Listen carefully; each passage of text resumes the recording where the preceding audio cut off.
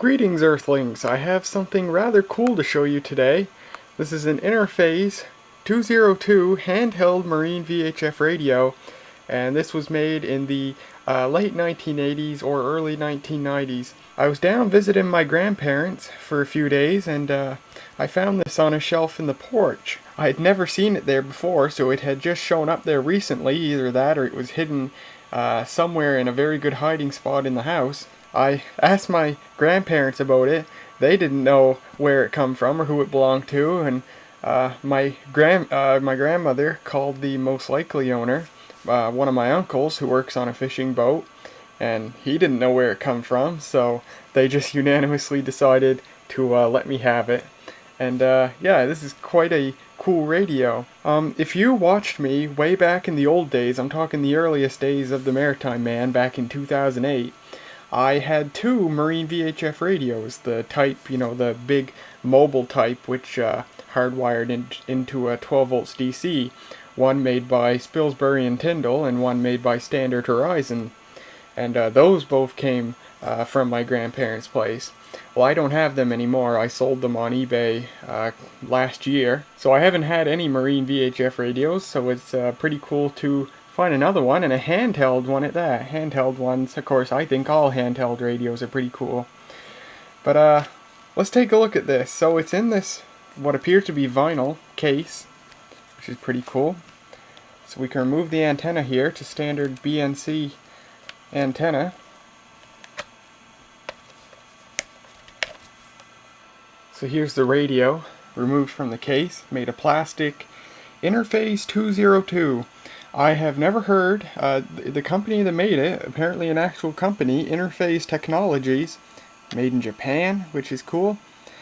And yeah, I've never heard of Interphase before, so they couldn't have been terribly popular. But I did a little bit of research, and they were an actual company that made radios of this type. And interestingly, I cannot find hardly any information about this radio at all. All I found was a single advertisement out of a magazine on Google Books, and I found one website giving the trademark information about the trademark of the name Interphase 202. And according to that website, that trademark was initiated in 1988 and expired in 1995. So that's probably roughly around the time that this radio was produced.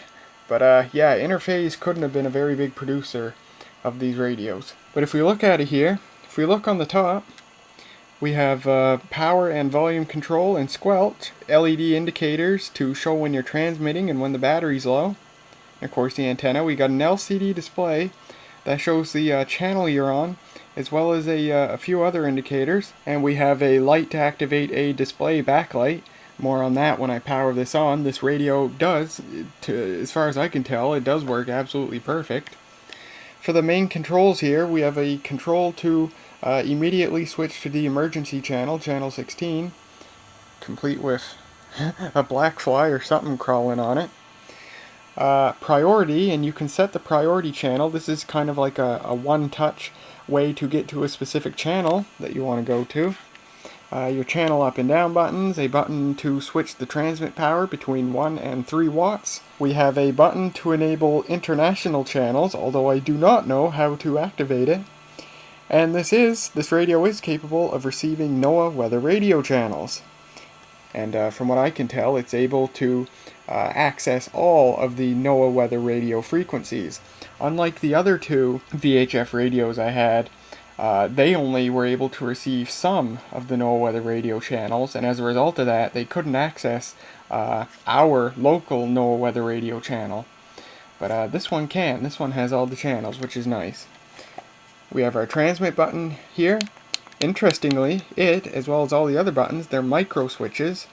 Normally, a transmit button on a radio like this would be a standard reed switch, but this is a micro switch, and I like that. Easy to press. If we look on the other side, protected by a rubber cover here, there's jacks for a microphone, which appears to be a 2.5mm jack, and for an earphone, which is a standard 3.5mm jack. Right there, you have a 12 volt DC power jack to charge the internal rechargeable NiCad battery pack, and that's accessed by the battery door right here. These two screws here, I can only assume they were to screw in a belt, a holster of some sort, be it a belt clip or maybe something to attach it to the dashboard of a boat or whatever. And yeah, this has an internal battery pack. If we remove the cover, I've actually removed it from the radio, and that's for a very good reason. I have the pack right here. It's composed of 8 NiCad AA batteries, and if you look right here, most of the batteries are in very bad shape, covered in acid and everything. So yeah, I have removed it from the radio. Miraculously, from the short time I tried it, it actually still at least holds at least a very small charge. It was able to power the radio for several minutes, and that's quite impressive considering the shape of this. But yeah, I've removed it from the radio. I'm not going to put it back in. This is done. If you look, there's the connector, plugs into the radio right there. Nominal voltage for 8 NiCad batteries is 9.6 volts, but I did read on the advertisement that I found for this radio that the charge jack is for 12 volts. So that sounds right for charging a 9.6 volt battery pack. And if you look, there's actually 3 wires. You have your standard black and red, which connect at 0 and 12 volts. But then you have this orange wire, which actually connects at the 4.5 volt position. And it rather confused me as to why, what this radio would use such a thing for, because even when the battery pack's removed, when I plug this radio into 12 volts DC, it's able to function and work just fine, even without that 4.5 volt part. But I found out, just by toying around with it, that what the 4.5 volts is for is it keeps the memory of the radio intact. So it saves your priority channel, what channel you were on, and stuff like that. So since I've removed this battery pack, it no longer has that 4.5 volts to power the memory circuitry. Every time I turn this radio off, it resets back to the default settings, but oh well. So yeah, what I'm hoping to do is desolder these wires and save this connector, and I'll go on eBay someday perhaps and buy 8 NiCad AA batteries, or maybe nickel metal hydride if I can't get NiCads. And yeah, I'll just solder them up, and then this radio will have a brand new battery pack. Here's the info plate on the back. There's the FCC ID, perhaps I'll look that up later in the video. Interphase Technologies, made in Japan. Marine band FM radio. Model Interphase 202, and there's a serial number. Begins with the number 8, so perhaps this was made in 1998, if I go by the knowledge I acquired researching my General Electric handheld CB radios. Alright, now let's power this thing on. To do that, I've got my Motorola bag phone battery and a plug. So let's plug it in and turn it on.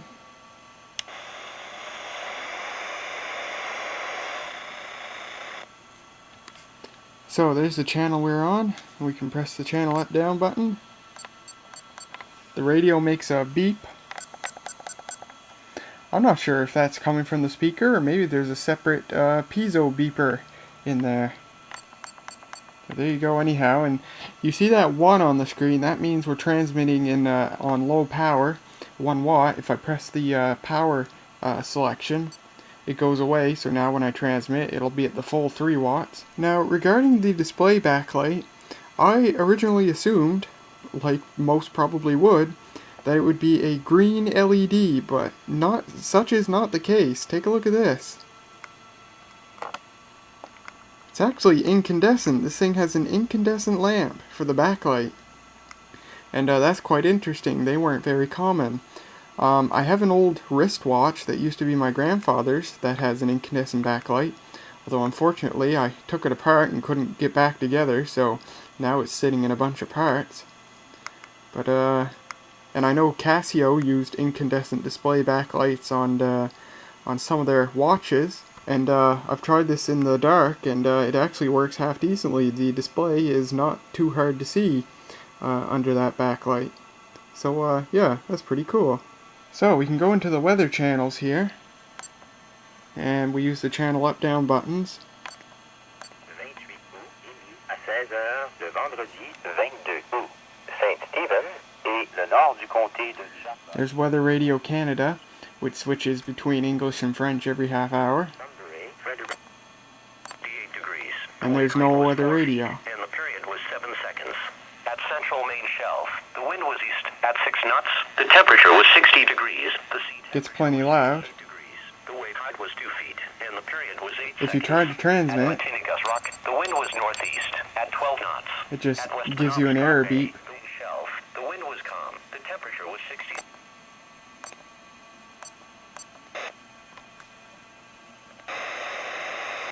And that's it for the weather channels. Now if we go back into the normal mode here.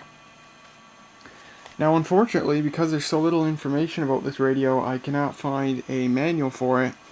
And I cannot figure out how to enable the international channels.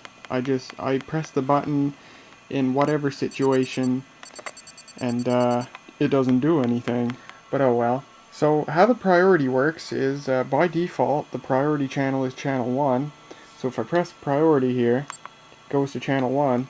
But if I switch channels, any channel I go to, as long as priority is turned on, that becomes the new priority channel. So if I wanted to make 19 the priority channel, I'd go to 19. And then when I turn priority off, it goes to whatever channel I was at before.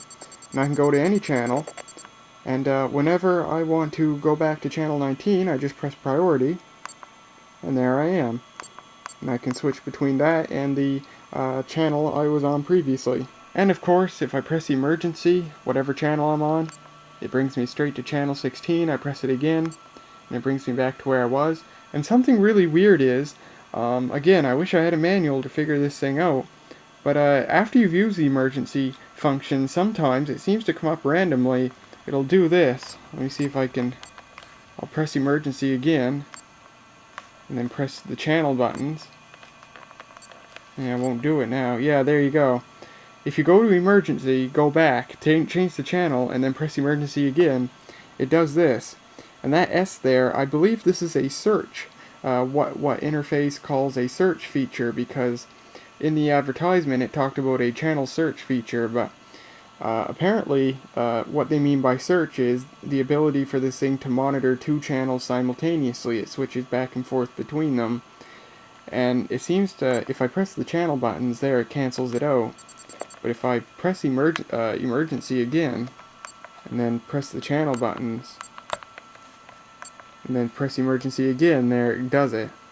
So it's really weird. I'm not sure exactly what button presses causes it to pop up. But another thing is, while it's doing this, I can press priority, and then press emergency.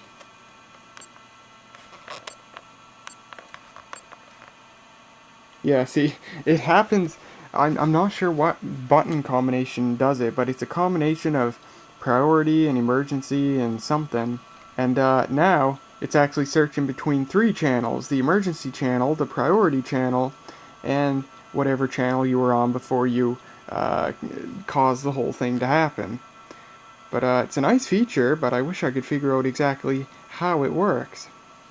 Now here's something even weirder I got it to. Now it's monitoring emergency, priority, the channel you were on before pressing whatever combination caused this to happen, and it's monitoring the first 3 weather channels. And if you listen, apparently it doesn't actually stop when a channel receives a transmission, because on weather channel 3 there, which of course is Weather Radio Canada, it is getting a signal, but it's not stopping for that channel. It's really weird. And I cannot figure out how all this crap works. But for regular monitoring and transmitting on whatever channel you want, this radio is very easy to use, so at least there's that. I wish I could do an audio test on this thing, transmit on it, and I'd let you guys listen on the scanner. But unfortunately, first of all, you need a license to use a marine VHF radio, and second of all, it is illegal to transmit on land. Although I did read somewhere that the law counts land as 200 kilometers away from the coastline. Well, here in this very location, we're less than a kilometer from the coastline. So maybe I am legally on water and I could transmit on this thing, but I still don't have a license. But you know what, YOLO? What I can do is I'll go into low power mode. I'll go to a channel that I'm sure has absolutely no activity on it, and I'll do a very quick, just a couple of seconds transmission, just so you guys can listen and hear what this sounds like.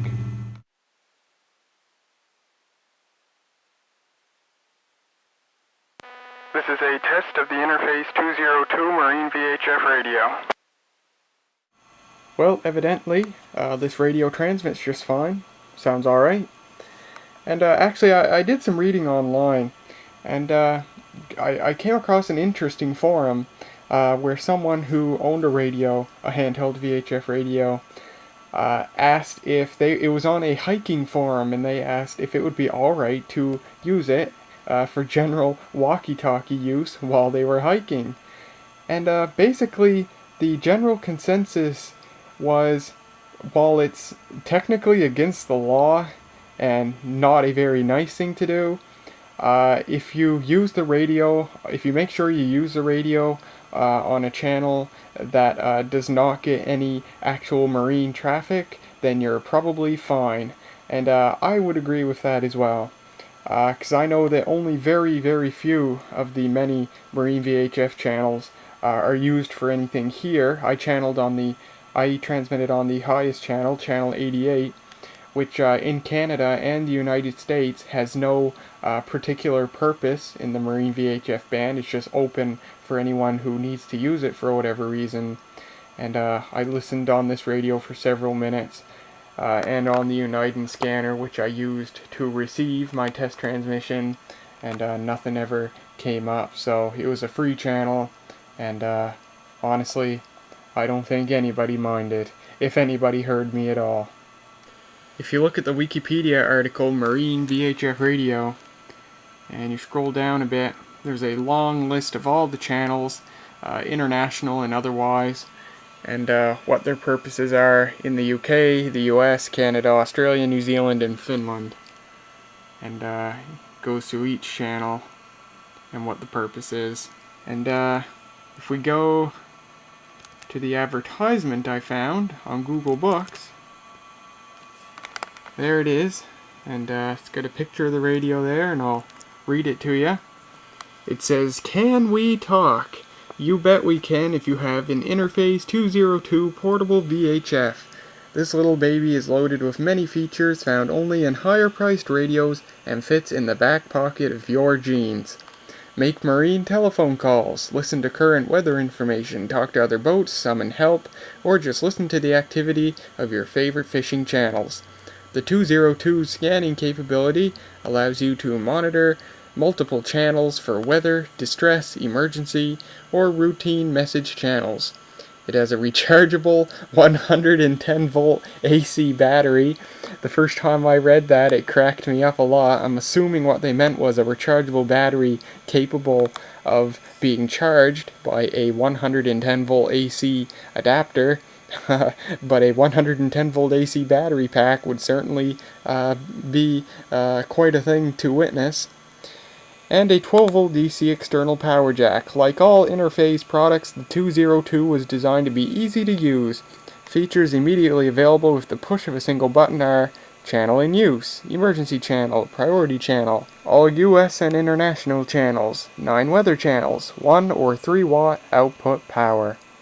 The 202's unique up-down channel selector makes finding the channel you want a snap. Call or contact your local dealer for more information about the 202. Be talking to ya.